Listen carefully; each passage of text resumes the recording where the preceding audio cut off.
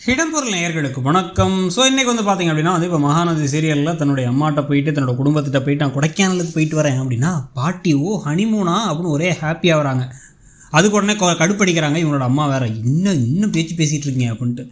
இல்லைம்மா போயிட்டு வரேம்மா, நம்ம வீடு தானம்மா, நம்ம வீட்டுக்கு போயிட்டு வரேன் அப்படின்னா அங்கே போனால் எல்லோரும் உங்ககிட்ட வந்து எப்போ கல்யாணம் ஆகிடுச்சான்னு கேட்பாங்க அப்படின்னா, அப்புறம் என்ன கல்யாணம் பண்ணியே வைக்க வேணாம் இருந்தோம் நம்ம, இதில் என்ன இருக்குது அப்படின்னு பாட்டி சொல்ல, அவர்கிட்ட வேற சொல்லிட்டேம்மா நம்ம வீட்டுக்கு போட்டுமா வேணாமாம்மா அப்படின்னு கேட்டுட்டு இருக்கும் போதே வேகமாக கோவமாக கிளம்பி அவங்க அம்மா உள்ளர போகிறாங்க.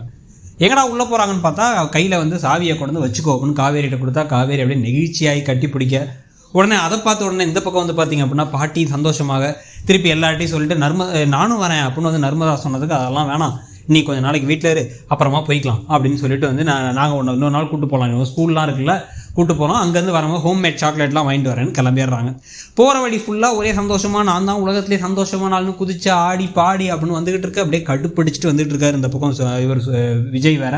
உடனே விஜய்கிட்ட வேற வந்து இவங்க என்ன சொல்கிறாங்க அப்படின்னா, உங்களுக்கு தெரியுமா அங்கே மழைலாம் இருக்கும், அங்கே வந்து ரொம்ப நல்லாயிருக்கும் அப்படின்னா, மழைன்னு தெரியாது எனக்கு, நானே பல தடவை போயிருக்கேன், குளிரும் மழை பெய்யும்னா எனக்கு தெரியும், வா அமைதியாக அப்படின்னு போக கடைசியாக வந்து கொடைக்கானல் மலையை ஏறிடுறாங்க. கொடைக்கானல் மலை ஏறினதுக்கப்புறம் இன்னும் சந்தோஷமாயிட்டாங்க. எங்கள் வீட்டுக்கு வந்து அப்படி இருக்கும், எங்கள் வீடு பெரிய வீடு தான், ஹோம் ஸ்டே வச்சுருந்தோம், பெட்டு பெரிய பெட்டு சூப்பராக இருக்கும், உங்களுக்கு எல்லாமே நல்லாயிருக்கும், இங்கே தான் குமரன் மாமா டைலரிங் கடை இருக்குது, இந்த கட்வழியாக போங்க, இந்த ரைட் எடுங்கன்னா இவர் நேரம் ஏதோ மேப் பார்த்தே போகிறாரு.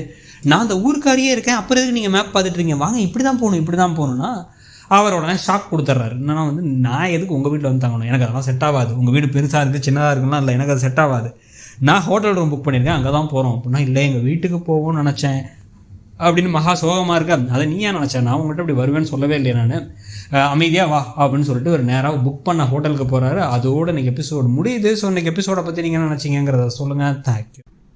இடம்பொருள் நேயர்களுக்கு வணக்கம். ஸோ இன்றைக்கி வந்து